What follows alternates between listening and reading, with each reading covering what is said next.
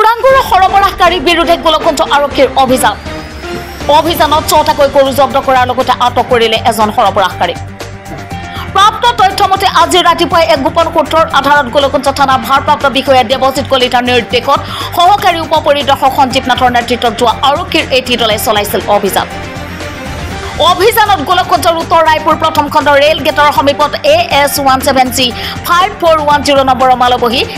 6 চকীয়া বাহন আটক কৰে গাড়ীখনৰ পৰা আৰক্ষীয়ে ৬টাকৈ চোৰাংগুৰ উদ্ধাৰ কৰাৰ লগতে আব্বাছ আলী নামৰ এজন যুৱকক আটক কৰে উল্লেখ্য যে গৰুসমূহ চুবুৰীয়া ৰাজ্য পশ্চিমবংগৰ কোচবিহাৰ জিলাৰ বক্সিৰহাটৰ চন্তিৰ পাট নামৰ ঠাইৰ পৰা গৌৰীপুৰলৈ গৈ আছিল ধৃত গো সৰবৰাহকাৰী আব্বাছ আলীৰ ঘৰ গোলকগঞ্জ থানাৰ চাকলিয়া দ্বিতীয় খণ্ডত আব্বাছ আলী ঘৰ ক'ত চাউলি পাট্টো গৰুখিনি ক'ৰ পৰা আনিছে বেংগলৰ পৰা ক'ৰ পৰা আনিছে বেংগলৰ পৰা বেংগলৰ কোন ঠাই এই তুফানগঞ্জ বক্সিয়াৰ এৰিয়া বক্সিয়াৰ কোন গৰুখিনি তুলিছে ক'ত চন্দিৰ পাটৰ পৰা চন্দিৰ পাট বেংগল